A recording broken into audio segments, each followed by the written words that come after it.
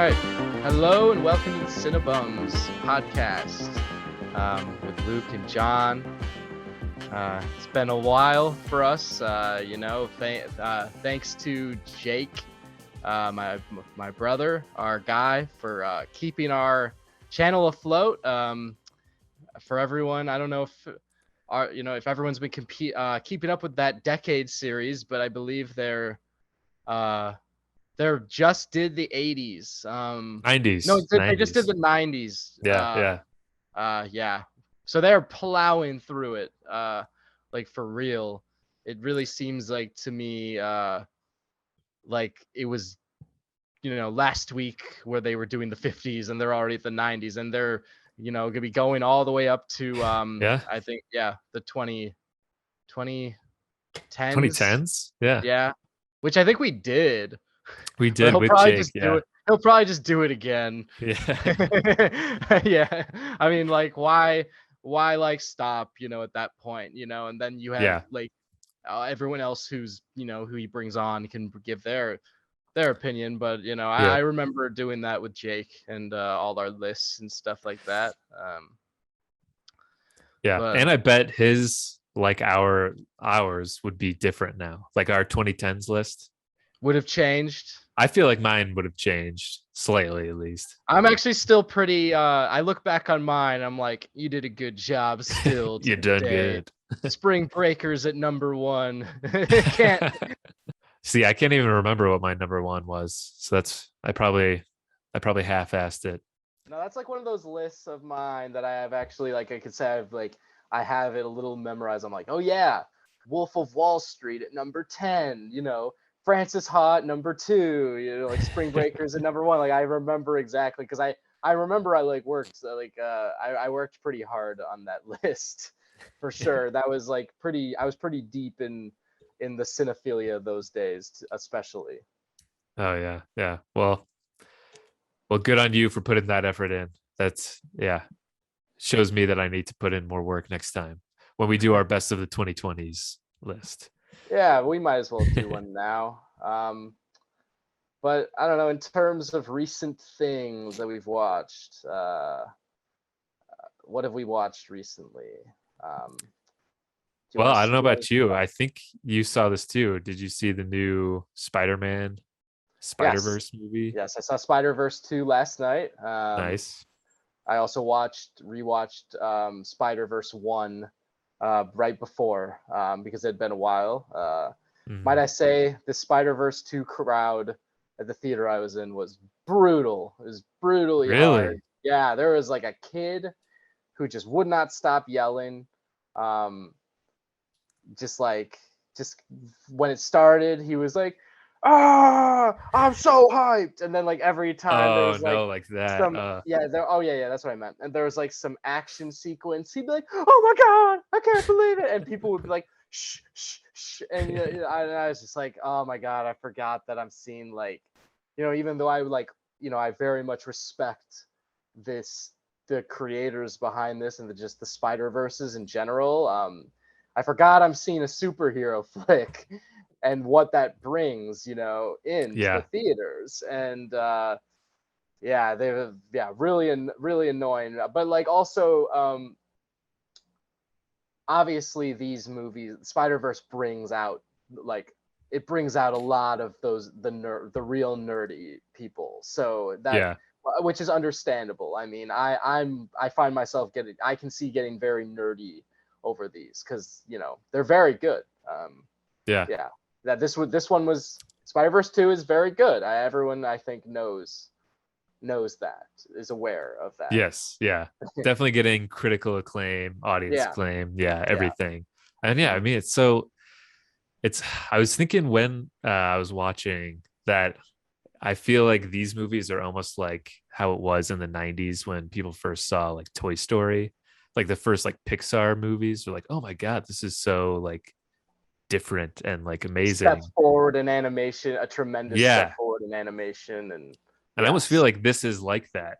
It's just so unique and distinct. Right. And it's just doing a completely new thing that, at least, I mean, I don't think I've seen before in like animation.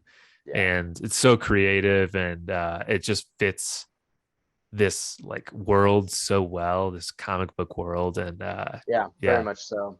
And as you see with the sequel, it just goes to show you can just keep doing it. Like it's not going to get stale yeah, because because the fact that the world they've built, the world they're building allows, and the fact that they are just so creative is it just means that this I just saw, I'm like, oh, this thing can just never stop. yeah, yeah. You Like for can like sure. there's yeah, there's like a million Spider-Mans. You can yeah, Yeah. it's And it does crazy. leave on it leaves on a cliffhanger, Yeah. where actually everyone in the theater was like, this is one of those cliffhangers where everyone was like, oh, and I couldn't believe it, Yeah, yeah. It's funny. I saw it on Friday, and then on Sunday I saw Ron Funches at Comedy Works, who's Hmm. just one of my favorite comedians. But he's a big nerd too, and he's like, today I got high and I saw the new Spider-Man movie, and then people like cheered, and he's like, stop cheering. These people are showing me this movie and then leaving me. All right, we'll see you in 3 years now. And Right, I right. totally got what he was saying. Like it was a little like frustrating to get that to be continued. Like it's Right. a show, and like we'll see It's a it. show, but it's not a show. Yeah, Yeah, right. yeah. Like Not we're gonna happening see in the next week. fall the next season. Right, right. Mike down. But yeah, it was, yeah. I mean, it was just amazing, and it was really overstimulating at times. That it was Oh, absolutely, hard for me to absolutely. follow, but it was still It just like a was. visual Hmm. feast. Yeah, exactly, Yeah, exactly. Yeah, I feel like they're built for rewatching, especially because it is overstimulating. So like when you rewatch, you can like almost piece together the visuals, like you know what yeah, I yeah, mean, yeah, more than the plot. But yeah, yeah. What I love especially about both of them is how integrated they are with like I don't know. They're promoting a lot about like you know uh, I guess just finding yourself or just having a sense of self, and also like family values and stuff like that in a way that actually leaves me feeling very like kind of inspired, hmm and I also just feel that's what good Spider-Man movies do, is they like make you like, at least that's what the Raimi ones did, is they make you want to be a better person by the end of it. And that's what these Spider-Verses kind of do too, even though there's like so much going on in the end, they still make you feel like there's a very down earth theme always within each one. yeah. It has that nice like balance between Hmm. it. Yeah. Yeah, and it's not overly like fan servicey or anything like that. No, It's it kind of has like a sense of humor in a way, even if it is doing that. So it yeah, like, even if it does do something like that, the charm kind of like, I don't know. And if they show something, like I'm usually kind of about it. Like they'll show like a scene from Spider-Man like 3 or whatever, like yeah. That's funny. Yeah, how they do in the opening. They're like, "Oh, and remember I did this too," even, and like it shows him dancing to James Brown. Like I kind of like the way they throw that stuff in there. The yeah, callbacks work. yeah. And there is obviously a ton of like Easter eggs and stuff like that that Yeah. just I don't know much about like the backstories of any of these comics or anything. I just know like the movies. So I don't like Mhm. catch all of those. But Yeah. I did catch a reference to The Wire in it. Yeah, so I And saw you talk about that on your Letterboxd account, and yeah, did you see that? I did not catch that one. Because I even tweeted at because I was like Googling. I was like, this is a reference to The Wire, right? And I was like Googling all this stuff. There's all Yeah. these like articles of lists of every single like detail you missed or Easter egg. I couldn't find it Wow. anywhere. So I tweeted at Phil Lord and Chris Miller asking if there was a Wire reference in there. And Phil Lord, he just subtly liked my tweet. And that's it. And Dang. that gave me I felt like that was my answer, that it was yes. The But affirmation. You got the affirmation. Yeah. yeah, yeah. But there's a scene where they're like, I guess this isn't really a spoiler, but they're like piecing together like a crime scene, and Yeah. they keep going like shoot, shoot. Like they're like finding out new information and just going like shoot, and like that's the only thing they say over and over again. Mhm. And there's a great scene from The Wire where McNulty and Bunk are piecing together this murder like step Yes, by yes, step. and they're like, holy shit! Just Oh my, fuck. that Yeah, yeah. So dang, like the whole scene, they don't like you. It's dang. such like great storytelling because they don't say anything besides fuck the whole time or Right, motherfucker, right, right, right, right, right. but they show you so much, and they just go Yeah, through the room like yeah. fuck, That's such an iconic, fuck. Yeah, funny Wire scene, and they have yeah that. Oh wow, nice, nice, yeah. good spot. Fuck. Motherfucker. Fuck. Fuck. Motherfuck. So I was just thinking about that like the whole movie. I was like, that had to be The Wire, right? So yeah, it was Yeah, yeah, yeah. it was Yeah. eating at me, but yeah, No, yeah, the Spider-Verses definitely have like a reference and like joke giving um ability that has like the speed of like someone like The Simpsons or like 30 Rock or something like that to me, where a lot of them you may not catch a lot of them, or you have to think about it or something like that. yeah, right, yeah, yeah. It's very clever. What was also cool was like the the soundtrack is done by Metro Boomin, um, who I'm a huge fan of, and he's like I don't know if you saw, but like there were so many of those like track lists posted for the soundtrack of this movie of like how many features he had on Yeah, it. It was just yeah. like everybody's on it. And then there's that there's now that one song by I forget the artist, but that Hummingbird song Oh yeah, yeah, yeah. is Um, like you just hear it everywhere. I feel like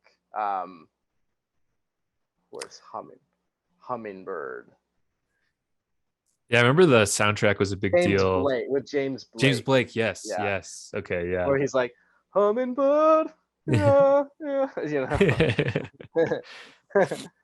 Yeah, I remember the soundtrack being big for the first one too. right. Like I think there's a Post Yeah, Malone song that right. was just Yeah, yeah. huge That's from the that. song. That's like his happy place. Is that Post Yeah. Malone song? But I always feel like the movie also it integrates the music like really well to where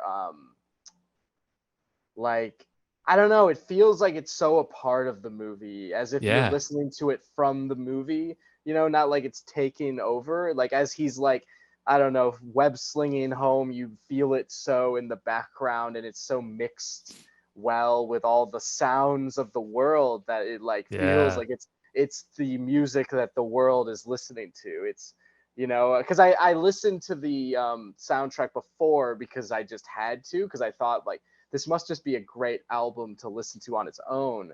And but seeing it actually with the movie was totally like a different experience, for sure. Not to say that there's not a lot of good like just in your face needle drops as well. But yeah, and there's just like cool moments like that. Like do you remember? I don't know. There's when he's with the Gwen Spider-Man towards the beginning of the movie, and they're like watching the city. They're looking at the city together, but they're like upside down, and you're just Yeah. kind of, you get that like really cool upside down like Inception Nolan-y type view, and it just looks so cool, and they got like Yeah. some R&B singers singing. I'm just like, God, this is such a beautiful moment created all through just like animation right now. Yeah. Yeah. No, that yeah, Yeah, I'm glad you brought up that scene. That was yeah, really yeah, that was yeah, really cool. yeah. And yeah, like you said, it's just like the soundtrack is just perfectly integrated Mm-hmm. into the movie. And like even Yeah, like Miles will like put his headphones on and like right, the right. sound like goes up when he gets it on as if like Oh, for you're sure. I remember that too. Yeah, that was yeah. cool. Yeah, it's just they really like care about the details. What is it, Across the Spider-Verse? Yeah, Spider. Yeah. I always forget too. It's not Yeah. Spider-Verse 2. It's Across the Spider-Verse. Like But yeah, okay. I'm sure most people have seen it already. But that's our little review of it. Yeah, I mean, I think it was like right when it came out, it was like number one on Letterboxd like immediately, Yeah, I which is bet. which is pretty crazy. Yeah. Yeah. Do you want to go next and Sure. bring up? Yeah. Let's see. I guess the other day I watched Sleepless in Seattle for the very first time. Nice. Yeah, I saw And that a while ago and I liked it. yeah. Yeah. Yeah, so Sleepless in Seattle now is like the final Tom Hanks Meg Ryan movie that I've Right, seen right. now. That's one of your things. Yeah. Well, yeah, and so it was weird because well, I think the first one I saw was You Got Mail, and Right. then Joe versus the Volcano, and now Sleepless in Seattle. And I think Sleepless in Seattle, I felt was like the biggest one out of all of those, like Yeah. the Yeah. most referenced and Right, well right. known. Mhm. But I found it to be my least favorite of the three. Mm. And yeah, I don't know. It didn't really do it for me, and maybe I had too high of expectations. Um, but I felt a little uninterested in the characters Mm. this time around. Whereas when I was really thinking about it, like You've Got Mail, I remember we talked about that. We Yeah, talked about how kind of goofy it is it and is. It stuff. is. But it made It's me weird. appreciate it more because of how weird and goofy it Yeah, yeah. was, I It's think. like weird, but it's very watchable at the same time. Yeah. Yes, yeah, And you're like, definitely. it's kind of, and you're like, it's flawed, but it's like so watchable. Yeah. Yes, yeah, yeah. And it had like the stereotypes of any like rom-com, She owns like an independent bookstore. He's Right. yeah. Right. What does he do again in that? I He forget. he works for like a big corporation, like a Barnes and Noble type thing, who I Also, think is trying to take he's down like, her yeah, yeah, bookstore. yeah. He's getting rid of smaller local bookstores. Right. Yeah, Right. yeah, yeah. And it's funny, like in They Came Together, that Paul Rudd, Amy Poehler, like Yeah. Yeah. rom-com spoof. It's like a similar thing. Like she owns a candy shop and he works for a big corporation that's gonna like take down her independent candy store. Out of all of these, I got into this one the least, and I don't know. I didn't feel like the connection between the two of them. You were And into this the isn't to say well, I maybe hated it, because but they're never around. yeah, So you exactly. weren't so you didn't buy into the gimmick of what is it again? It's like over the from like Like the how is it? radio, Yeah, like from the radio dynamic thing or yeah, it's like she falls in love. She's together with this guy, but she kind of falls in love with Tom Hanks just from over hearing him the talk on the yeah, radio. yeah. Well, but also don't like a bunch of other women too in the movie. Like Yeah, millions of women. they're all into him, but she's like the right one or something like Of that. course, yeah, Yeah, yeah. yeah, I also found it very strange that Tom Hanks was so like, well, I didn't find it. I found this normal that he was like so damaged from like the loss of his wife and yeah. just so lost. But then his Right, son was like, "Ah, come on, get over it, Dad. Gee, like, mom's right, dead. So right, what? Yeah." And I was right. like, why isn't like if this kid is like, there's a huge hole in this kid's life now of his mother dying, and he's just telling his dad to get over it and get laid by Yeah, someone yeah, else. right. Found that to be strange. But anyway, I still didn't. I still, I do like a Nora Ephron, rom com like this. It's Yeah, nice, nice easy watch. But that being said, I think Joe versus Volcano is easily my favorite out of these mhm, three movies. yeah, yeah. Um, yeah, and I think Meg Ryan is that's an underrated Meg Ryan performance in that too, where she's playing like three Right. different characters, all very That's quirky. true. That's where she really shows the range for sure. Yeah, Um, definitely. but yeah, I actually really like Sleepless in Seattle. I think I actually fall for a lot of the gimmicky Hollywoodized things that you probably don't like in it. Um, like, yeah, it's true. Like the son is definitely like egging him on, like Yeah. at the beginning. But I also was kind of like, I don't know, like there's kind of this like cute humor about like the moving on situation. Then Tom Hmm. Hanks plays like he plays the like damaged like feel bad for him guy actually like pretty well. I remember he has like this speech on the phone where he's like, well, what am I gonna do after losing my wife? I'm gonna put one foot in front of the other. So I forget like the wording of it, but it's like a really well written monologue where like I'm like kind of laughing while I'm watching it, but I'm also kind of like crying because I'm like, this is so sweet, you know? Yeah. Yeah. Um but yeah, I do feel like like it is a gimmicky, very Hollywoodized movie that like you can tell like was just popular for specific things, and like yeah, I can see them like definitely like you're like, why is there the connection? Where's the connection in this? Yeah. But I do fall for the end for sure when when they're both on top of the Empire State Building and she Yeah. sees him. I'm kind of like, it just feels like a big like 90s movie moment when you're watching it, like Yeah. when Yeah. everyone in theaters was like, all these women are crying and Like, no, they shit, went and down like the elevator. No. yeah, Yeah. yeah, and there's a lot of like, I feel like a lot of television shows have spoofed this moment too, so it also just Probably. feels Yeah. so big because of that as well. And like, I also think like when you think of like, oh, this is like not the 90s, like was everyone was in love with Meg Ryan. I feel like it was because of like this movie specifically. So Hmm. that's just kind of why I definitely liked it, and also like it doesn't have the like, it has respectable qualities that You've Got Mail to me like lacks. So I feel like it's like the You've Got Mail that actually like, like it like works.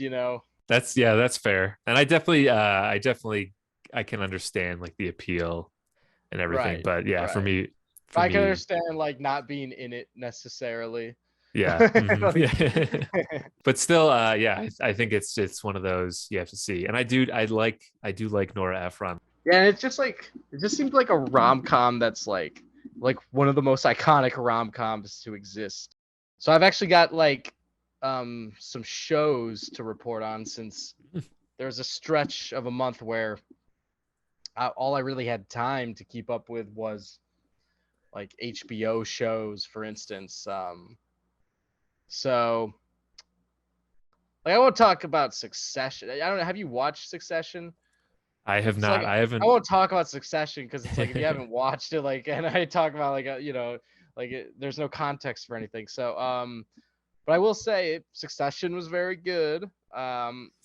As most people are aware, and that show ended. Also, the show Barry ended. I don't know. Are you up to date on Barry? I haven't started season 4 yet. I'm waiting Is for that the Carly to second? Is catch that up. the? So that's the final season, right? Yeah, yeah. Okay. All right. So I won't talk about specifics too much with this, but I will say that what Barry does in its final season, my God, it's some of the most like unique television stuff. Really, like for real. Like I love the direction they went in Barry. It was so like weird and dark and also very funny, and just I love it. And I love the ending of Barry especially too. I like it's not what you'd expect, but it like it's a good one for sure. Yeah. Sweet. Barry the final season is a must see. Awesome. Yeah, I'm excited to get to it. Here's a couple other shows I watched. There's one they're both like one season shows. One is a Netflix series, I believe. It's called Beef. I don't know if you've heard of Beef, but a lot of Oh people talked man, about it. I gotta see Beef. Yeah, I've Yeah, yeah. been neglecting it. Yeah. Yeah, with Stephen Yoon and Ali Wong, and also Dave Cho of Anthony Bourdain. Yeah. Well, he's not, but like I feel like he's probably famous to other people outside of Anthony Bourdain, but probably to us, he's mostly known for being around Yeah. Anthony Bourdain. But yeah, he's in this show, and he's so funny in it. And this show is a great like. Um, it's so many things, but I think it's best as like an LA like capitalist like satire, and about being also about being a Korean American or an Asian American. It's about so many things, and it's so like unique and smart and funny, and in the end it like ends up being kind of reaches an ending very similar to like Everything Everywhere All at Once, and I don't think this really spoils it, but it really like ends up, it ends up giving you one of those like zen moments where you're like, where like it allows you to just stop and like be like, oh man, look at all the I don't know, look at all the bullshit we get sucked into this world that Yeah. doesn't matter, like that sort of thing. It does that, but also I think I've said that I've made this statement, even though I very much respect everything everywhere all at once. It's not totally for me the masterpiece it is for a lot of other people. I like it, but I'm not as passionate about it as other people. But I think for me, Beef hit this note, but I the same note that Everything Everywhere All at Once did, but I also happened to enjoy the ride a lot, and Nice. and very much felt like it spoke to me the entire way through. So yeah, I'd highly recommend Beef. You can watch it. You could easily watch it over a weekend.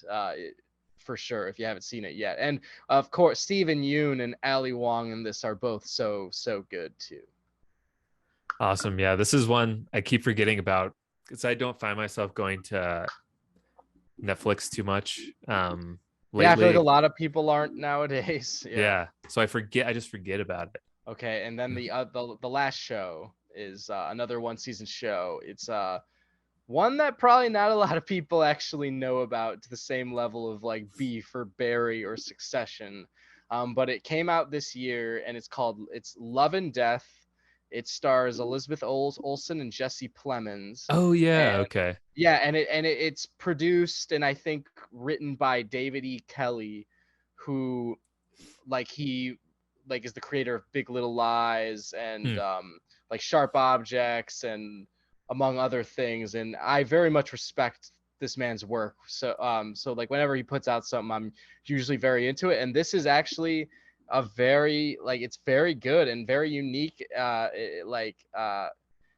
Basically Jesse Plemons and Elizabeth Olsen play two people who are in a marriage but also very unfulfilled by it. They're not they feel invisible in it or not in love anymore by it or something like that along those lines. And they're also very Christian. I believe this show takes place in Texas, so it's very conservative Christian people. And I believe this is also a period piece of some sort. I'm not sure what era it is also, but either way, even if it's nowadays, I feel like having an affair in Texas in some communities is a big deal. But yeah, they strike up an affair, and one thing leads to another, and it ends up being kind of this whole investigative murder trial. Mm.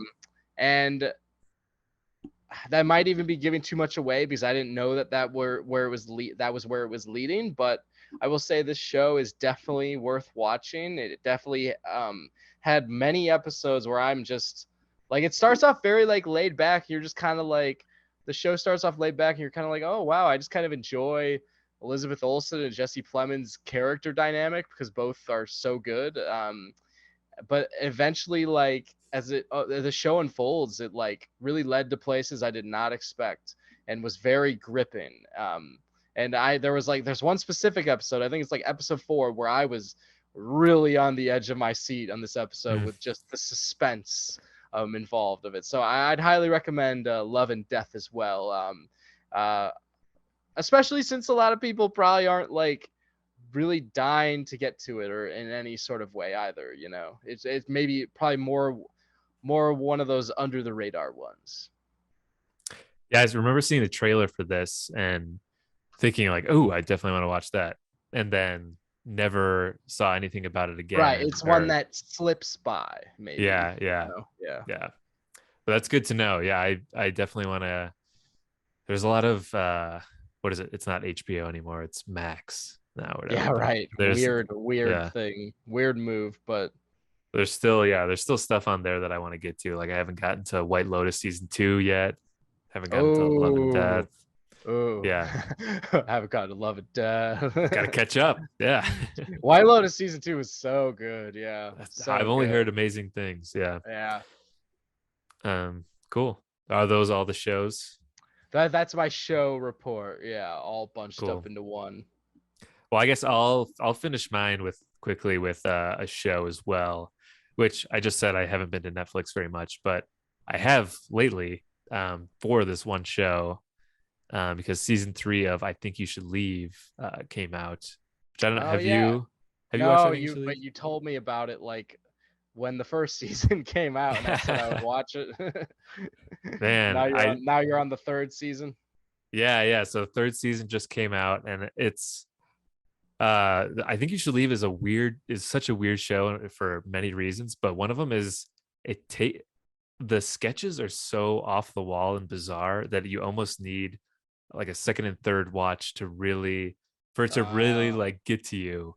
And I think season 2 really did that for me. I remember the first watch through, I thought it was pretty good. The second watch through, I thought it was like the funniest thing I've ever seen in my entire life.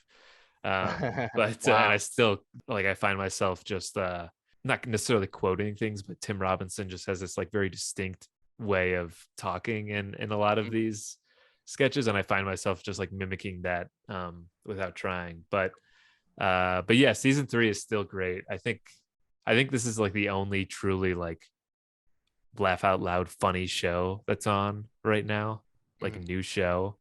I mean, maybe I guess like The Rehearsal, Nathan Fielder, that killed me a lot too, but it's also more like very bizarre. That more so weirded me out and freaked me out more than laugh out loud, I would say. Yeah. I'd say both of these shows do both for me. They weird me out and they make me laugh out loud. But it sounds like a must see then, because like even though I have a lot, I very much question The Rehearsal a lot as I'm watching it. I still say it's such a must watch thing. Yeah. So I Think You Should Leave is like every episode is like 10 to 15 minutes. Like they're super short, like 3-4 sketches in each episode. I'm not going to spoil anything, but there's this sketch about like a zip line where the first time seeing it, I thought it was hilarious. I was dying laughing. And then when I watched it a second time, there were little details that I missed the first time. Oh, wow. That made it even more funny when I went back to it. But yeah, I think You Should Leave is just, I think the funniest show that's like going on right now. I think it's really hard to beat. Yeah. All right. I am once again motivated to watch it. Nice. Yeah. And it's way different from anything else. And I always see it on HBO Max too. Like it'll pop up. It'll be like it's under like For You, and like oh yeah. And I'll be like, I remember John always told me to watch that, and then I continue to scroll down other things, Yeah, if John recommended it, it's probably not good. But it's probably a pass. I thought I talked to Jake about it before though too. I think Jake, I think he's at least seen some of it, if not all of it. Jake's seen a lot of most things. Yeah. True. Yeah. I feel like we talked about it once when we were all podcasting together. But yeah, that was the one show that I've kept up with easily, but it's a very easy show to keep up with. I know this is a little show that maybe is in a similar genre, but I know like Eric Andre's show is back. I haven't watched any of that yet, but I'd like to. That'd be interesting to watch again.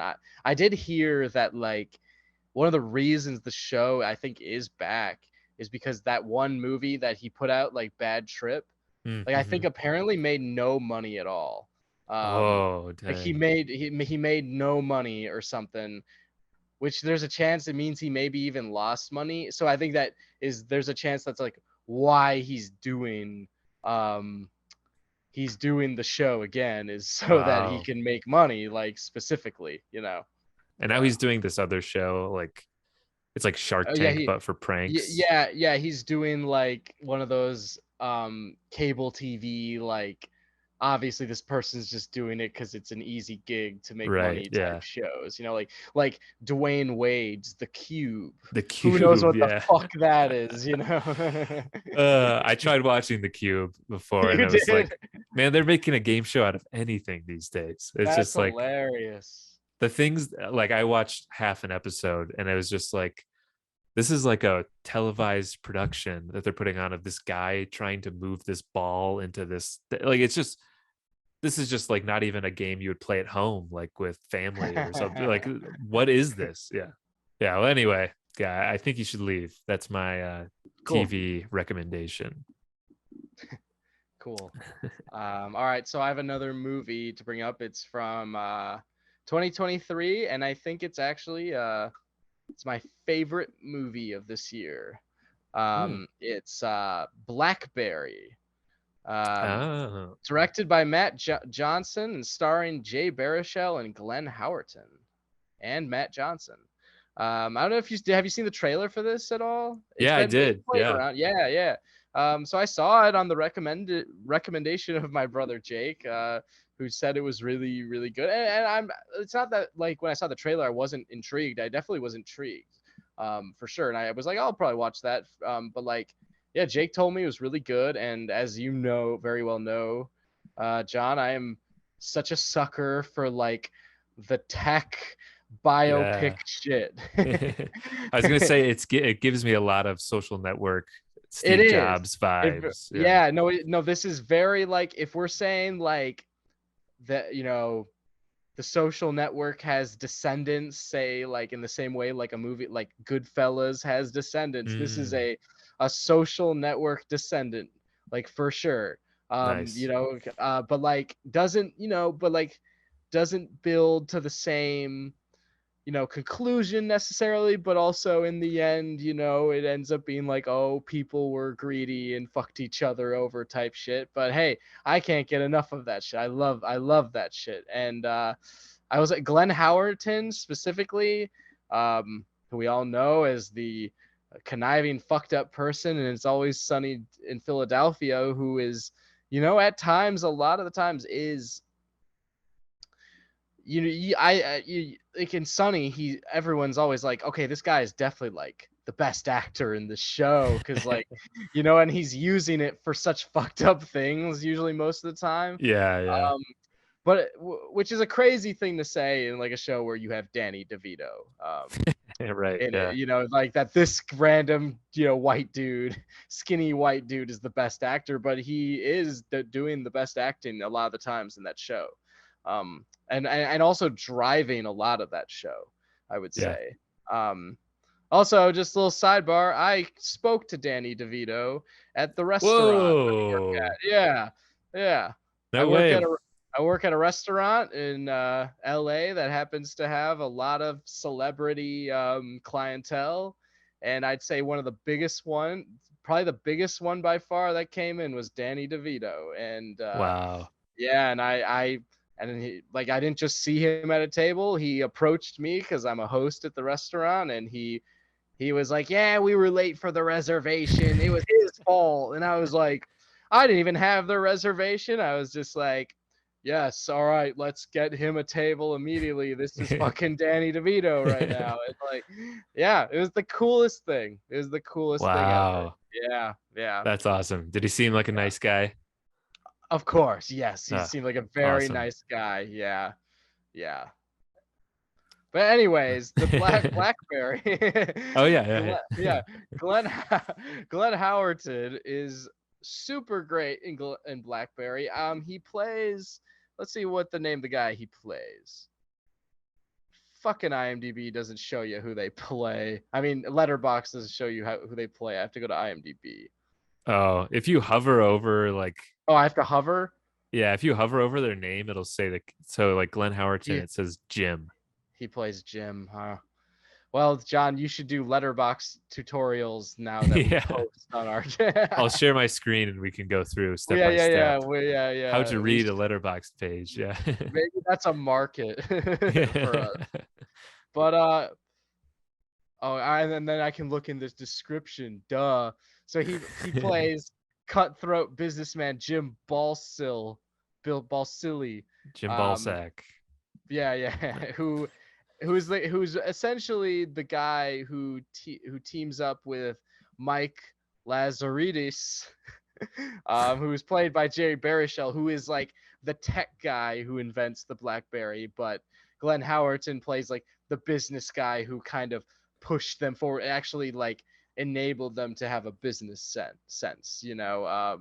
So like that's kind of how the film starts off. Like Jay Baruchel is working with all these like tech nerds who are like literally like they're like having movie nights, and they're like, oh, it's Raiders of the Lost Ark tonight, after they like, you know, innovate with like how whatever the tech terms are for like whatever you need to be able to fit like this much stuff onto a BlackBerry, like whatever technology they had to invent to enable a BlackBerry to exist.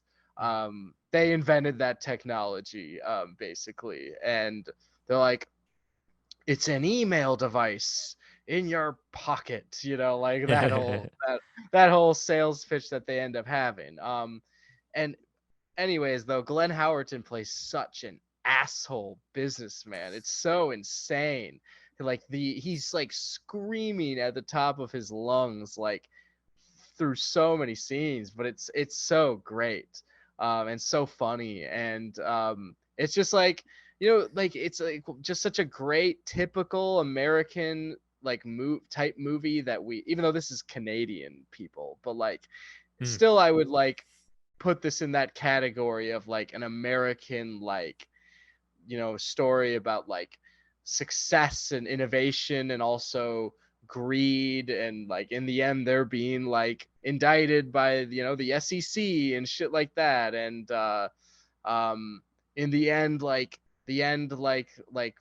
connections are burned and friendships are burned, and in the end Jay Baruchel kind of loses like sight of what his original goals were because he expanded the business far too much. And you know, speaking of like Steve Jobs, like there's like a big turning point in the movie is when, like, you know, Apple like comes out with the iPhone, and everyone at BlackBerry is like freaking out, you know. And yeah, I really enjoy it. Like it's like, in a lot of ways, I'm not describing anything like new. I am describing Social Network for BlackBerry, but this was very well done. This was very well done, and I really enjoyed it. Yeah, well acted, and also the music even has like that Social Network vibe a lot, because Oh, there's a lot of like, yeah. yeah, there's a lot of like synth arpeggios that are going like, and you're just like watching these guys like, you know, run a company. It's totally Yeah. my thing, man. Nice. Yeah, I definitely want to see this. I feel like this really flew under the radar. At least I Yeah, haven't seen like probably. anything about it. It probably did. It's funny though. I definitely want to see it. I remember the day, like my dad, you know, he's very much like a stereotypical businessman. A guy who would carry a BlackBerry. Exactly. Yeah. And I remember when his company got Blackberries for everyone, and he came Right. home like in the office when they He was so the box. He was so excited. Yeah. And I remember holding it in my hands, like in my backyard, Right. and like playing Brick Breaker Right. or Snake, whatever was on there. Yeah. It's a weird, like, distinct memory I have of like Yeah. holding a BlackBerry for the first time. Yeah, And then, for a time it was like the coolest thing, and so quickly became obsolete too. it really did. It was such a short-lived thing, which is kind of what this movie shows. But yeah, there is a point where Glenn Howerton's walking around. He's like he's like, this is not like just a phone. Like it's a status symbol, you know, like that sort of thing. And like there was a point where BlackBerries really got so, like The Office, when Ryan Howard like comes back from corporate, you know, he gets the corporate job, and he's got the beard, and he's so suave New York now, blah blah blah, and he's always on the BlackBerry, like that whole like look, you know, it was what the businessman was. Every businessman was on a BlackBerry all the time. Yeah. How's my favorite branch doing? Yeah. Yeah. Cool. Well, yeah, I am definitely going to see BlackBerry. I like the social network e-ness of it. Right. So did I. In. Yeah, and you could tell it's like that way pretty immediately. So nice. I'll talk about 80 for Brady. Oh my God, I know about that movie. Yeah, that trailer was hilarious. Yeah. So this is also a 2023 movie that my parents were out here for a little that bit, and explains totally why you saw it. exactly, this is a movie you watch with your parents when you're like, should we just watch a movie? And we're like, yeah, let's just watch a movie. Yeah, let's just watch a movie. Sure, yeah. But yeah, so at one point we were like, we've done a lot today, let's just stay home, get takeout, and watch a movie. And so we watched 80 for Brady, which starring some awesome ladies who everyone loves, like Sally Field, Lily Tomlin, Jane Fonda, Rita Moreno.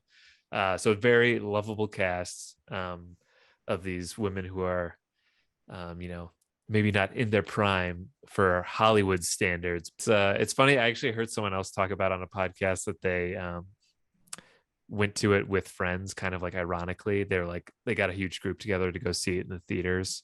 And when the movie started, like 10 to 15 minutes in, they were thinking like, oh my God, what did I do? Like, this isn't like funny to like ironically see this. Right. See, I would ironically see something like this and then be like, I made a mistake. Yeah. And then they said, which I agreed with this, that like once it went on, they were like, okay, it's fine, it's not so bad. And that's kind of how I felt. Like at first it's like, oh wow, it's really going to be this corny and cheesy. And once you get over that, it starts to get into it more. You just kind of accept it for what it is. And it's like, I'm never going to watch this again.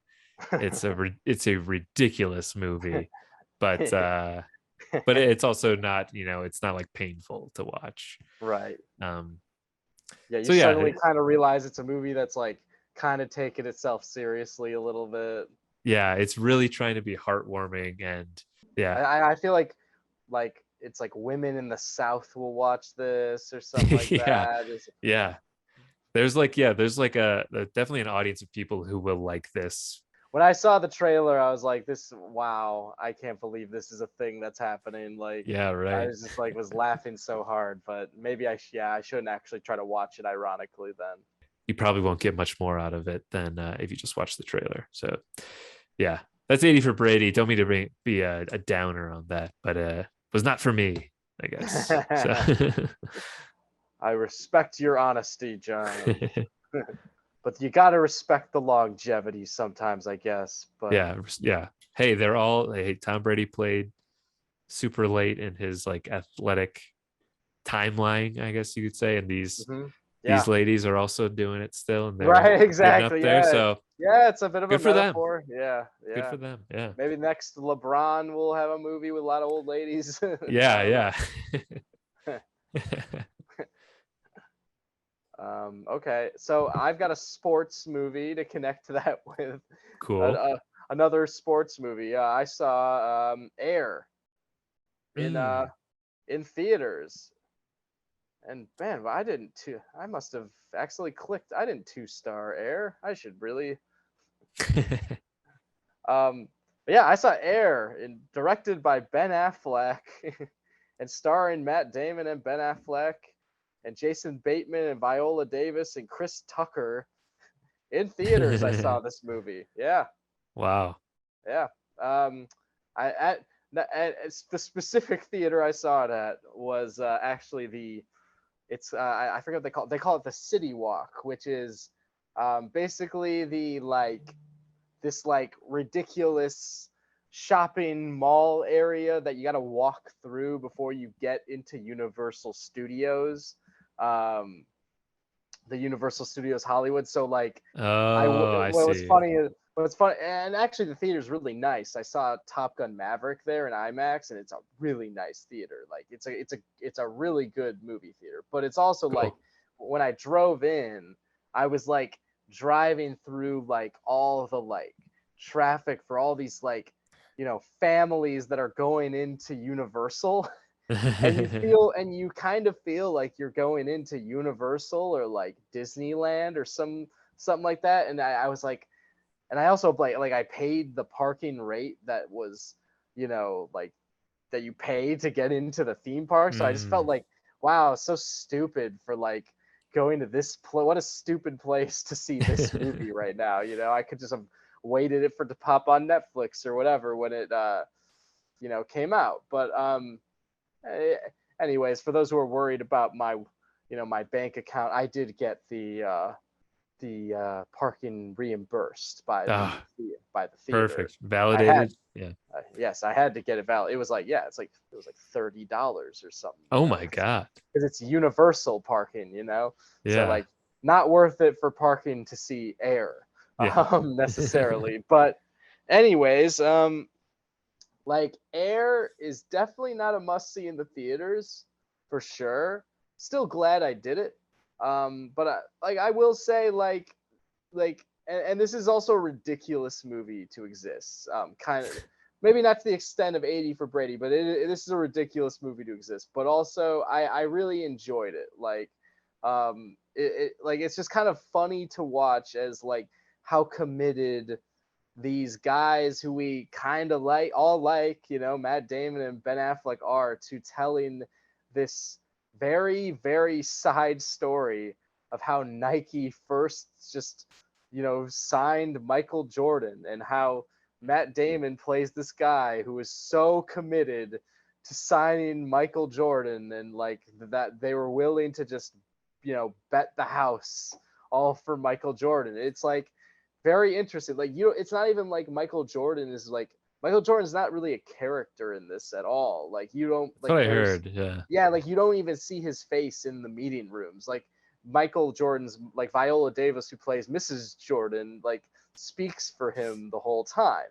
So it's such a like behind the scenes thing that like, I don't know. I feel like the only reason it was able to get made, and the only reason why someone saw it, they thought, okay, this would be an interesting thing, is because Ben Affleck like clearly got into it and was like, well, we'll make this, and sold someone on it, because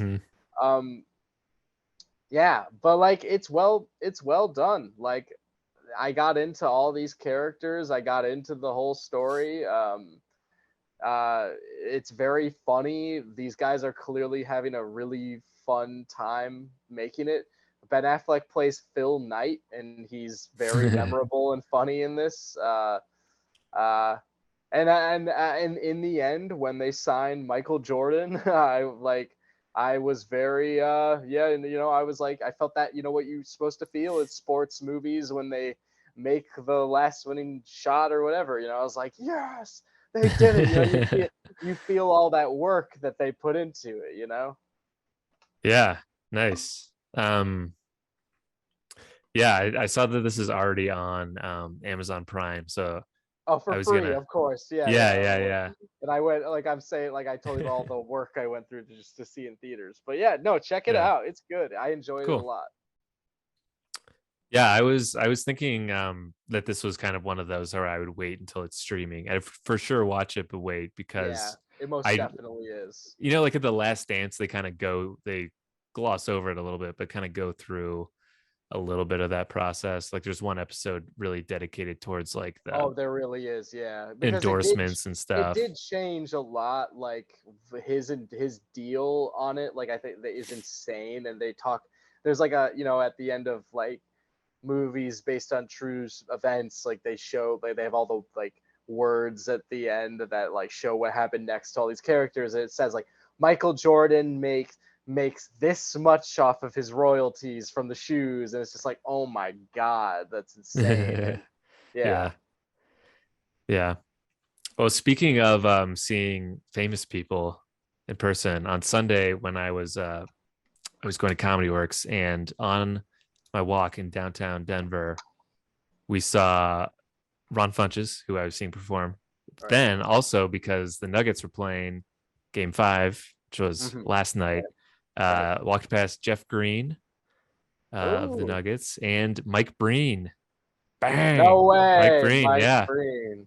Bang! There's Mike Breen. Bang! He was almost unrecognizable, but my brother-in-law pointed him out. Right. I can see that. I can see not on TV being like, there's just this old man.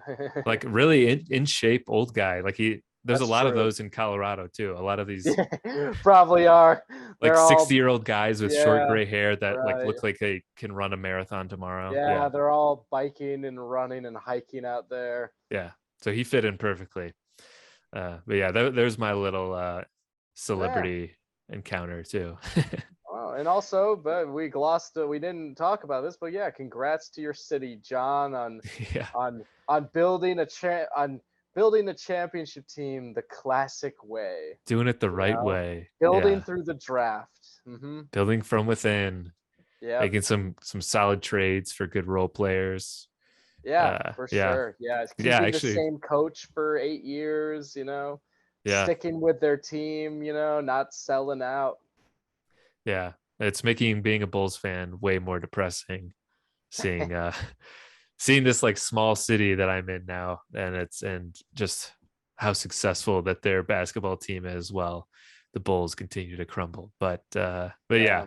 it's really cool. I do like the Nuggets a lot. No, yeah. If they were to say like just keep winning, it's not like I would not be like mad the way like when other teams keep winning. I would be like Definitely, so. yeah, I'd be like so psyched for them for sure. yeah, Before we get into our movie of the day, one more thing, John. Because I know you yeah. saw this too. I want to talk about um, this is a while ago when I saw this, but I want to talk about Baby J, the John Mulaney Oh, comedy special, yes, which was very good, so good, and yeah, what else? It yeah. was good. It was cool because it was like you could tell he's like evolving. Like Right, it was right. much more like story That's why. based. Yeah, Yeah, and it was very contained, as if it was like it was very contained about one thing. It yeah, was all just like it was just like yeah, like mainly him just recounting all of his like everything with addiction for him, and I liked that, like hmm, and there's specifically that one moment like in the special where he's like, I don't know if you remember, but I used to talk like this. Like when I did my comedy do special, this and I'd be this. like Yeah, blowing around. Yeah, and like it's very noticeable too that he's not doing that at all. Through yeah, the special, he's like standing in one place and he's like holding the mic stand, and it's like wow, and it's not like he's not delivering still like great humor at a very high volume like he was, he's still doing it, but maybe not to the extreme, like now we know like coked out level that he was before. You know what I yeah. mean? So it was really, found that very fascinating to see. He was like super honest about this like personal thing that happened with him, Right. And it was all and self-deprecating to like the yeah, 100%. The whole special was. Yeah. No, I used to think too about him like I was like, oh, he's just like he's one of the John Mulaney's one of those comedians like he's like Chris Rock or Jerry Seinfeld where he's like attacking the audience with his ideas and stuff like that, and he's very on because he's a very controlling comic. He's not like you know Chappelle, who's comfortable enough to hang out on stage. That's what I always was like. That's his style, you know what I mean? But like the learning about his like how much of a cokehead he really was, like really like I'll never like really look at his old comedy the same because I'll be like, wow, it was just because he was so high. I know where all that energy comes from now. yeah, yeah. It's interesting to think back on that now. Um, yeah, because he really is so high energy Yeah, in those other yeah. specials. Yeah, Yeah, no, you and watch like animated. live at Radio City, you're like, dang, dude, this is like, it's like reading a book, this guy right now. Like Yeah, he's yeah, just running back and forth across the stage, and it's just such a display performance wise. Yeah, I'm yeah, very looking forward to seeing because he's definitely hasn't lost it at all, and he's clearly still in his bag. I'm looking forward to just seeing where he goes further, yeah, what he's able to do, or if he's able to do, I hope he's able to keep the run going with his, as a stand-up. I'm sure he will. It's like in his genes. It's just yeah. like it'll So it'll be very natural. it'll be very different. It'll be different. I feel, like what Yeah. will the next one be? I don't know. Yeah, I don't. Do you ever watch YouTube 92nd Street Y videos? Yeah. So I saw that they did one with John Mulaney and David Byrne, and it was Oh, moderated by Fred Armisen. And wow. Is it the yeah, most recent, one of the more recent ones? yeah, it was just like a few weeks ago. I remember I saw Okay. some posts about it, but I don't know if it's on. I don't think it's on like YouTube or anything yet. But I feel like they usually put like the full The one talk with on John YouTube. Mulaney and Bill Hader, I really like. He Yeah, I've interviews him seen that about one. Barry. That's a great one. Yeah. Yeah, I've seen that one, and then one about with Bill Hader, Fred Armisen, and Seth Meyers for Documentary Now. Oh Um, yeah, yeah. I've been meaning to watch that one. yeah. Yeah. So I'm excited for whenever that gets like uploaded. Because I definitely wanna and I think the director, I forget his name, Alex Timbers, he's on it too. So they think they just talk about obviously Mhm. the special and all everything that went into it. Because it's cool that although this was like a very small part of it, it's cool that he got like David Byrne to do Yeah. music for it and stuff. So Yeah, for sure. Well, and didn't he for live at Radio City? Who's the guy playing the organ again? It's like someone really iconic. Like yeah. not Trent Uh, Reznor, is it? It's like some composer, I feel. oh, John Bryan, John John Brion, Bryan, yes, Bryan. John Bryan, yeah. Which is like Yeah, that's just such a crazy thing, yeah, that it's John Bryan playing the organ for yeah. his He's done it. stand-up special. Yeah. He's done like Magnolia, Punch Drunk Love, Yeah, yeah, Eternal Sunshine, yeah. Synecdoche Huge Key, New composer. York. Yeah, Yeah. cool. A Yeah, guy I don't think of, but is probably one of my favorite composers if I had to. yeah. Good call. Good memory. All right. All right. That's enough of those. That's enough there though. Yeah, I'm ready to talk about our movie of the day, which is it's a random one, but that's how we like to do it sometimes. That's how this I feel like our revisited series spawned. It's just kind of based off of like what we're feeling and like what we feel like we need to watch again and talk about again. And a lot of the times I think it mainly started on gaining further insight on them. And yeah, today's movie is Sofia Coppola's some would say 2003 masterpiece, Lost in Translation. It's kind of what got her on the map. It's Bill Murray in probably his first ever like serious role, one would say. And Sofia Coppola won a Best Screenplay Oscar for it. So this is Oh, I didn't realize that. Yeah, so it's a very iconic movie that I've personally seen. This would probably be my fourth time seeing it, I would say. So I've seen it, plenty of times now. And yeah, Yeah, how many times have you seen it? this is my third, I think. And Yeah. it's funny, my first one, or speaking of watching movies with family, the first time I ever watched this was like after it came out on home video in whatever 2003 or 4. Oh, so you were young. Yeah, and I think I And don't remember there's no way you understood it. hell no. I definitely thought it was boring, Not that I can Yeah. really remember. All I remember is feeling like I think my parents saw Bill Murray and thought that it was maybe a funny movie. Right. And that's the reason that we rented it and watched it as a family. Right. And then I remember seeing boobs in it, which was a big deal for me as like a Oh, yeah, the 10 strip or club 11-year old. Yeah. So and that's like all I can remember of that is like feeling kind of bored and Mm-hmm. seeing boobs and thinking that it wasn't funny. And then I saw it again as I was older and then loved it. And actually thought it was kind of funny and also very meaningful. Right. And then Right. now my third time watching it, I thought it was even funnier this time actually, and then also even more meaningful. So yeah, I think yeah, I'm glad Wow, I've seen it in these different stages. As you've seen it more and more, it grew more and more and more. Yeah, totally. Yeah. Mhm.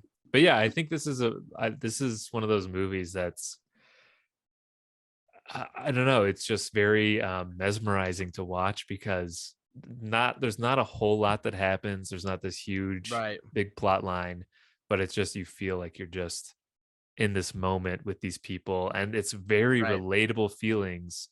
I Right. feel like especially nowadays, you know, I'm sure at any point in like our modern times, but especially nowadays, these feelings of like loneliness and like a desire to just like connect with Mm-hmm. other people.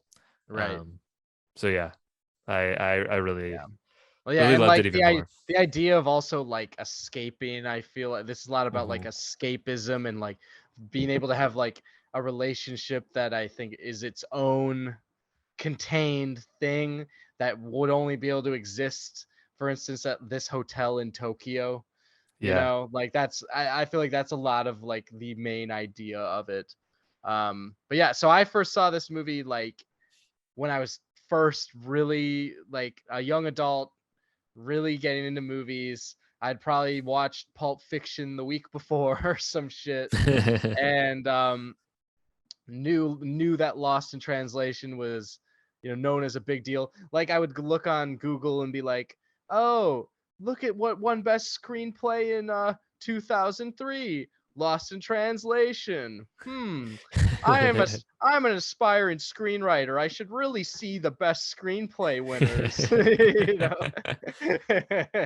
That's so And, funny. Yeah. yeah, so That's I'd watch it based off that, and like also I'd be like, oh, and Bill Murray's in it. It's Scarlett Johansson. Wow, and like I'd watch it because of that, and like, and you would hear about it. Like this movie it's very well known and is also just known for being a very meaningful film, and so I didn't see it when I was 11, like I was you, so I definitely like first watch was like very like into it, very into it, and I would say like for that time in my life, like say the way when you first see Fight Club and you're at the right age, it's very life changing. I think I was at the right age for Lost in Translation to be very life changing for me, because I remember just feeling so different and inspired afterwards from it. Mhm. And I don't even think I totally understood the movie, but I still was just the vibe of it all. And A because, feeling. Yeah. yeah, the feeling, and because I was so young and new to movies and film in general that like I had never seen anything like it. That's for sure.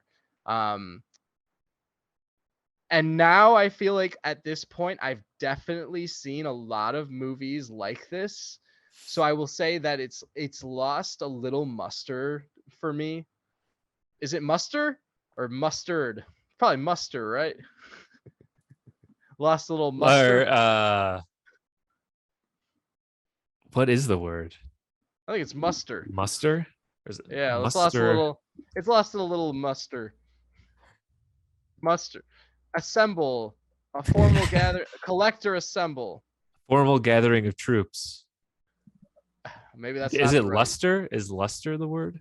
It's lost its luster. I think luster because a gentle sheen or soft glow. So it's like Yeah, lost, okay. like the sheen of it That's what is I like kind meant. of It's lost a lost little its bit. it's lost its luster. Luster. Dang. All the listeners are like, what does he mean he's lost a collection of troops? Yeah. Doesn't make any sense. Oh, why do I listen to these guys? But yeah, so it's lost its luster. Essentially because like I feel like I've seen a lot more movies that are meditative and self-reflecting and yeah, all that stuff. So I like I definitely have like a lot. I still find this movie to be tremendous, like in a lot of ways very special, and I still very really like it. But it's not. It doesn't hold that like life-changing appeal it used to have. And it's Hmm. not. I feel like for you, while you said like now it's even more meaningful. Like I feel like for me, it's gotten maybe little less and a little less every time I've watched it over the years. Just, but like I still like it, and I think that this movie has a lot of clout and appeal specifically because Bill Murray's in it, and it introduced popular like audiences that would normally watch Hollywood movies to like something that feels more intimate and independent Yeah. and artistic and unique. And because of, and like Sofia Coppola's, obviously like an an artist. She's an artistic filmmaker, and her work, she's very inspired by like, a lot of like foreign directors and stuff like that. And that, like, I feel like this made a films like that accessible because she put Bill Murray in this movie. And like you said, your family was like, let's watch it, it's probably a comedy, you know what I mean? And Hilarious. like, Yeah. right. And but like something like this, I feel like that could be so uninteresting to so many people was interesting because Bill Murray's in it. I really believe that, because Mm-hmm. yeah, I mean, who's not interested in Bill Murray? Like who's not? And also, Yeah. this, like, I think this is a very like, you know how we talk about Truman's Show, with Jim Carrey, Mm-hmm. like being autobiographical. I feel like this is a little autobiographical, therapeutic for Bill Murray as well. Yeah, that's what I was gonna say. Like he's obviously like a perfect casting choice for this role because I mean in the US everywhere he goes, and I think maybe he kind of has like the ego that he loves getting like attention sometimes, but Right. I think he's like, unlike Jim Carrey, who is like, that has made him fucked up and depressed. I think Bill Murray actually like enjoys it. He's like, yeah, actually like, seems to be a very, healthy individual, as adjusted to it. yeah, he's definitely like comfortable with fame, it seems like.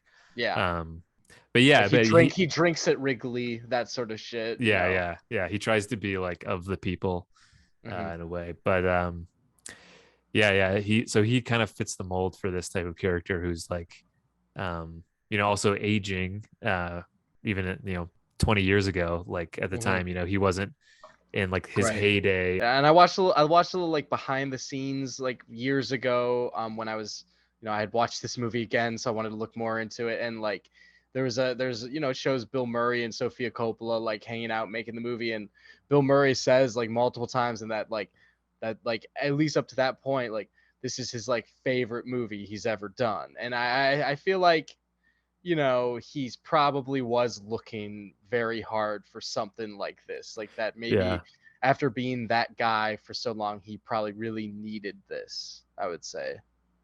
yeah, definitely. That's a good call, because this probably was his first real like non-comedy wacky Yeah. movie. Yeah.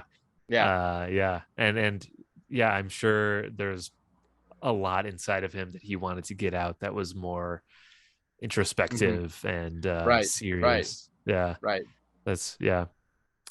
And something about this movie too is like, so I think part of the reason why it was also more meaningful for me now is that I just got back from a trip, You just which left. Yeah. You went out of the country. Yeah. yeah, For sure. and so it was making me think a lot about that, and it's interesting like the dynamic between Bill Murray and Scarlett Johansson, because obviously they're these two people with similar backgrounds for where they are. Obviously if Yeah. they're like in the US, they would just be like two completely different people, but they're in this foreign country that they feel lost in Right. translation and whatever. Yeah. And but they kind of feel like a way where they can disconnect from who other Right. people know them as, Hmm. and just be completely like authentic and genuine to each other themselves without Right. Right. Right. any other like judgments from before. And Hmm. that was like, that kind of like hit home with me, because when we were just like we were in another country where nobody Hmm. knew us, we didn't have any, there was no familiar people around or anything. it was like so easy to escape into like being a different person, where it was almost like intoxicating, like talking to like your Mm. waiter at a restaurant, or Yeah, it's so fresh. Like yeah, it's so fresh. You're like, oh, you want to know about me? I'll tell you about me. yeah, Like, let's you go. don't know about Yeah, any of my flaws yeah. or any Mm-hmm. of the things that I embarrassed myself doing Right. back home, like because we even went on this like tour where we were with like I'm a such a group. loser back home. Yeah, You have no but these people idea. think I'm awesome. Yeah. But it was like that. We did this one tour where we went to this national park, and we were in like a bus with a bunch of Mhm. people, like people from the Netherlands, Finland, uh, other places too, Chicago. But even like Oh, these, these people who we are just like from all different backgrounds, we come here and like nobody knows who like Carly or I are, but we get to like have these like great conversations, learning about each other. And right. it was really like intoxicating. Like it was Mhm. great to like connect with people who don't have Yeah, any judgments of you from knowing you right. before or knowing other. So yeah, so like that part of it was really connecting with me. Like I could see how they can feel this like deep connection with each other, this like intimate Right. connection, um being in this situation, which I thought, yeah, that is just like a Yeah, beautiful like part of the movie. talking to another American is different when you are also far away from home. Yeah, like Yeah. you don't look at Hmm. it the same way. Like, yeah, you're not like here when here we're all just like, get out of my way, or Right. Yeah. we're like, yeah, yeah, thank you, or I'm sorry, just to like move on. You know what I mean? Avoid Like, some yeah. like social situation. Yeah. Right, Yeah. everyone's just in the way, or just everyone we got to just like deal with each other, you know? Yeah. Yeah. Yeah. Mhm. Yeah, for sure. And you see that a lot in the movie when what you're talking about when like Bill Murray calls home and like he's talking to his wife and you can just like um here he's trying like to do better and like cuz he's there and he's thinking about it. He's trying to be more present there and she's just like but you can tell like she just sees him this way, certain way. Like and he's Hmm. like he's trying to change his image of her, and like while he's away, but he's just it's so the relationship now is so distant that he's away, so then he Yeah. puts all that need to do that into like giving his attention to Scarlett Johansson and when they hang out and stuff like that. Yeah. Yeah. Yeah. I just think there's a lot of just great like quiet moments, Yeah. too. Just like the scene that stuck out to me too was like them laying on the bed, and Yeah. uh That's it's like not probably like, like the biggest scene, probably the maybe for me, the one that always like yeah, hits home the most, is like the most like memorable, the most intimate scene. yeah, I think that's, yeah, it's just a really like relatable scene for people who occasionally you get in those like moments with other people where you all of a sudden just like open up to someone, or someone opens Yeah. up to you, and it's like this like Hmm. very, yeah, very like vulnerable moment. And yeah, that's where like we see them, it's like not sexual or anything like that. They're just both Right. laying down, and like, and she just, Scarlett Johansson just goes into how she feels lost, and like if it gets better. And uh yeah, And it's just he's like a just very real conversation. yeah. Yeah. Yeah. And he's had he really like he's had more experiences, but he like doesn't know anything better necessarily. He's just like kind of telling her what she's in for, pretty much. Yeah. Yeah, he doesn't Yeah. necessarily say that it will get better, because Right. Yeah. And I've it noticed doesn't this maybe. sometimes when I've spoken to older adults and like I'll be like, "Oh, they clearly like don't have it more figured out." Like it's not Mm, about like, and it makes you think like about like maybe they've done more things, but it doesn't mean they've figured it out, and yeah. like Yeah. yeah. And it kind of really makes you think that like, oh, that's not the game. When you're young, you think, oh, you'll have it figured out, but maybe that's not the game. The game isn't about, figuring it out. Taking life as it comes. Yeah, I don't know. I can't think of anything more profound. This is a very But yeah, very existential episode, but that's yes, what this yeah, movie is, Yeah, and like I've always found it as like a comfort one.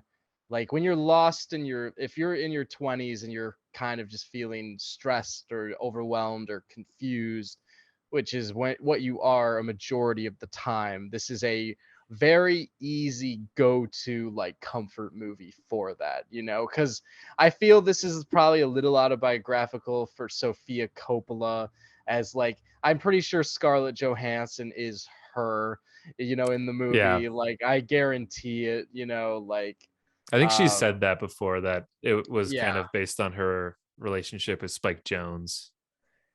Mhm.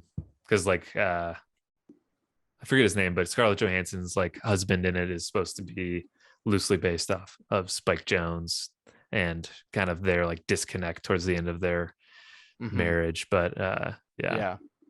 Yeah, and I also think she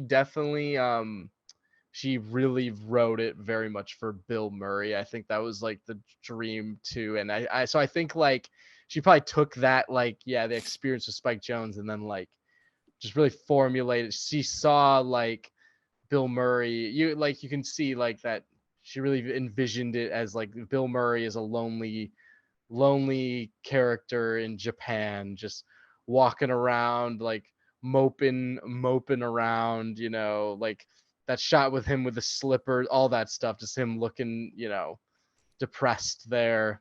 It yeah, is so like interesting. It is so interesting to watch always. Yeah.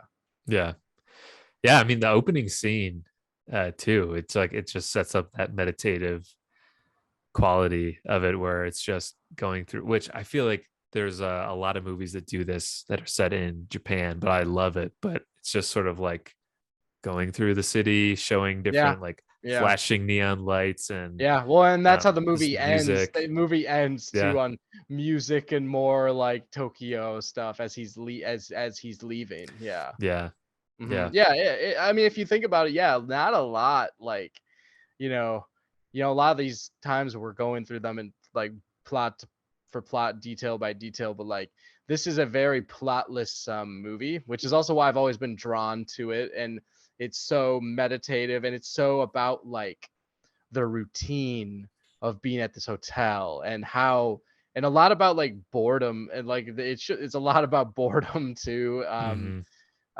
Like Scarlett Johansson just looking out her window all the time, and they just seem to be like they're looking for things to do, and this like frustrated me a little this time around because I was like, God, they're so like lost and depressed, but I was like thinking of it from the perspective of like, I'm like, you're in Tokyo, like Yeah, go get out there, man, like yeah. stop, Experience it. Yeah, do something, stop drinking at this stupid bar all the time, my yeah. God, like there's so much you could be doing, but I know that's not what the movie's about, but like Right. Yeah.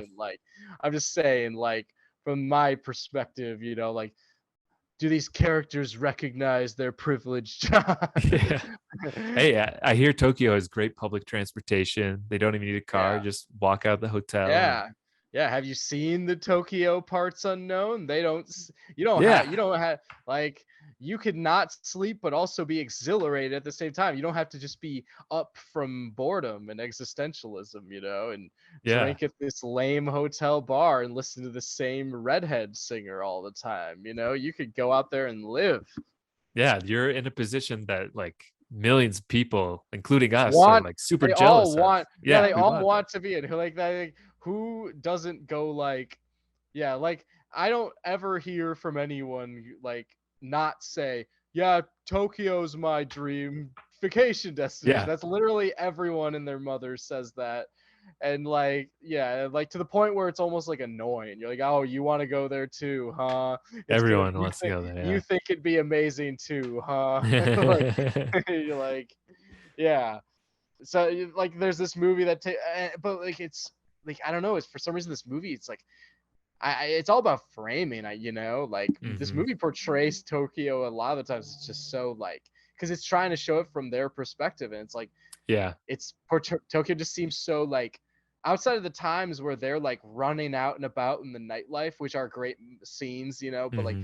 Tokyo seems so mundane a lot of times, doesn't it? Like they're Yeah. eating at like the sushi bar at one point, and like they're just staring at the chef, and it just seems so like boring and Yeah. dry, like what they're doing. So, I mean, I guess that is an interesting take on it, you know, but I'm sure, you know, Sofia Coppola might have just having grown up as a Coppola, was probably one point in an amazing country and was just bored to death there because that's the Yeah. norm for her, you know what I mean? And was like, had the, you know, the time to think about who will I become, you know, blah blah blah, you know. Yeah, all the like the city shots like from the hotel room, it's like it looks so drab It does, and yeah. basic, just like Yeah. here's a city, like here's some buildings and like Right, and it's all the like same the flashing red clouds lights. are all over it and stuff like Yeah, that. yeah. Yeah. Whereas then you see all this other like Tokyo stuff Yeah. on YouTube or something. It's like All their Tokyo in your content is like face, this is the like most stimulating place. yeah, You know, yeah, yeah, like Anthony Bourdain like has a book in his one of his books, like writes about being in Tokyo and how like they don't sleep the whole week they're there, yeah, and yeah, like, you know, pretty much because that's just the lifestyle of it, you know. And in this movie, they're just like stuck in this hotel and they can't sleep because they're just depressed, you know. yeah, yeah. It's funny in that episode too. He's at that same hotel, I think. Is he? Um, in the beginning, he's like does this monologue where he's like, the first time I was in Japan, it was very transformative experience, and then it cuts into like all these like crazy things happening. Right. The that whole thing. That Yeah, crazy like show they the go show he to. goes to. Yeah, Yeah, yeah. yeah. Yeah, that it's funny because it's like he's giving this very like serious speech, uh Oh, like Lost like in Translation. yeah, like I fairly certain it's the same like hotel bar, but he's just like alone in there. Wow, that makes me want to stay at that hotel now. Right? No, Yeah. mainly because he stayed there. I wasn't gonna because Lost in Translation does not make you want to stay there. No, it looks so boring. Yeah.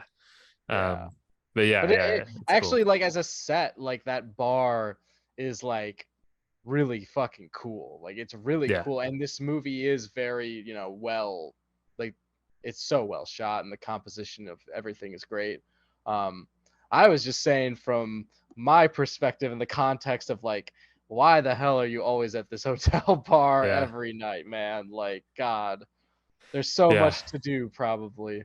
Yeah, I couldn't imagine not wanting to just like go and explore Yeah, I Tokyo would be being there. walking around. It's a walking city. I'd be walking around Yeah. constantly. I could, you know, the loneliness, like being there and being kind of on your own, I could totally see that. But I would have to get out of the hotel then Right. at I this can, point. yeah, Yeah. exactly. I could deal with the loneliness. Yeah, I would just stimulate myself, you know? I thought it was funnier this time watching it because I completely like forgot about Anna Faris's character, um, who Right. I think adds some nice levity to She's the like, we're in, yeah, because yeah, she depression. actually is animated. Yeah. She's like this ecstatic animated one when they're just like barely talking for most of Yeah. the time. And yeah, she has like a line. She's like, we're like about the director. She's like, we're both live in LA, so we like Mexican food and yoga and karate or something like that. Yeah. Did we talk about the soundtrack yet? Not really, but like it is good. I don't like Mm, personally recognize any of the songs in it, but I would it's something I would listen to, and it does add a lot. It definitely adds a lot. right. Yeah. Because there's a lot of quiet. The movie's quiet a lot too, which is also what's nice about it. So, Hmm. but when the music comes on, it's certainly very effective. Yeah, I feel like it all meshes well together, but there's not like a distinct song or two that stands No, out from the others. yeah, and I will say, while I said some of this movie is a lost luster for me, that I'd say the end of the movie still I get very like emotional. It makes me emotional every time when the way the ending is drawn out, the way he like calls about his coat, the way like she comes down and he doesn't want to like say a proper goodbye to her in front of all the like the Japanese people, and then he chases her down and like they have an amazing moment, and he whispers in her ear and you don't know what she's saying, but she looks like she's gonna carry with it for the rest of their life. And like then he gets in the cab and the music comes on. The ending always gets me, like, of this Yeah. movie for sure. It hits hard. Yeah. It does. It hits really hard. Yeah. When like I think what doesn't do it for me as much these days is like a lot of like the when both characters are alone, I'm kind of like not as like into it anymore as I used to be, because I find it a little cliched, maybe just like, oh, Scarlett Johansson checked out a Buddhist temple and she found that very moving, or like, and like, or Bill Murray's on this like this stupid Japanese TV show and like he doesn't know what anybody's saying. Bill Murray never knows what anybody's saying in Japan, because not one person speaks English, you know what I mean? And the Japanese TV show is so animated and weird, and that whole thing, like that stuff for me, I'm kind of like not as into anymore. But like specifically everything with the relationship still holds up for me, specifically because I buy it. I believe they have great chemistry. I buy the idea of it. I think Scarlett Johansson and Bill Murray are very good together. Definitely. After I rewatched it, I was watching a clip of Scarlett Johansson on Howard Stern talking about filming. It was just like a 3-minute clip, but and he's like, man, what, that must have been crazy. You're like 17 years old and you're acting with Bill Murray. Yeah. And she was actually talking about how it was very like it was like very strange for her doing that, because and it was weird too, because she was kind of giving like a really nice answer of saying that she didn't necessarily like him that much. And maybe I'm just speculating, but kind of just saying like, yeah, well, he has these, quirks, and he's been through so much, and so he can be like, he has a lot of energy, and like she was kind of saying these things that sounded I don't know, just interesting. But she was saying it was just kind of like a surreal thing to be a part of, like as a 17-year-old. Yeah. I mean, you can tell she's so young. I mean, like her voice in it is like completely different. It's almost like she's a different person. Yeah, but I would say this is one of the ScarJo performances that maybe like sticks in my head the most out of the rest, just because it's one where she just does seem like different. I don't think of like her as, oh, there's Scarlett Johansson there. The celebrity, yeah, I'm not thinking of it as much. I'm actually thinking of it as like a performance, and I do like, she always does like have that look of like, she's really good at seeming lonely. You can really tell she like all the time how much she loves Bill Murray in it too. Yeah, it's cool to see her in like this sort of like indie artsy type of movie before all the Marvel stuff. Right. I was thinking like when this movie opened, like, because the opening shot is of like Scarlett Johansson's like ass, like wearing underwear, which I always forget because it's such a down to earth movie and it opens like that, But like I was thinking like, oh, what if like the Marvel fans are like, you gotta see Lost in Translation, Black Widow, Bill Murray's going after Black Widow's ass in it. Yeah, so hot. That's what that opening shot is about. Yeah. Overall, Lost in Translation is still very good.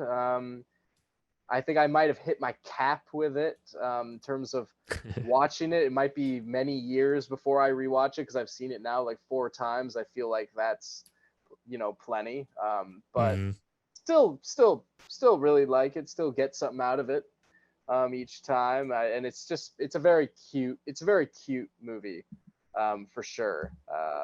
And I love Sofia Coppola also like. I actually think I like her other films more than this one, but this is definitely her most well known for sure. Definitely. And like I said, it's because Bill Murray is in the movie. Like it's just because it's Bill Murray was in it, and obviously it's very. I think it's probably more accessible than the other ones. Maybe like more people were able to connect with it. You could say. But yeah, like her other films, like I love Virgin Suicides. Yeah. I'm trying to think of what else. Marie Antoinette, I like a lot. The Bling Ring. The Bling Ring, I really like. The Beguiled, I really like. She made that other movie with Bill Murray with Rashida Jones. Oh yeah, On the Rocks. Yeah. On the Rocks, which is very but it's still like it's watchable and it looks good. Yeah. I need to rewatch Virgin Suicides because it's been a while for that one, but I remember really liking that. And the Bling Ring's the only other. I'm realizing now it's the only other one I've seen. I definitely really enjoy all three of those, and I like that she's. It seems like she kind of just does what she's drawn to. She's like this huge Hollywood name because of her dad, but she just kind of does what she's drawn to as like artistically and stuff. Yeah, she made her own voice out of it. It's a big shadow to follow for sure. Yep. Well. Yeah, that's Lost in Translation. If you are a lost soul, which most likely you are, if you've made it this far, because you're listening to this podcast still, highly recommend Lost in Translation. It'll help you feel less lost because it'll remind you that everyone is lost as well. Yeah, you're not alone. Yeah. But yeah, John and I are back doing episodes again. Feels good. So, yeah, definitely does. So look out for more stuff. And definitely, Jake's decade series will keep on rolling. And actually, he's about to cover the decade that we are taught that this movie's from. So let's maybe see, it'll be there. Little crossover, yeah. Let's see if anyone brings it on. Who knows?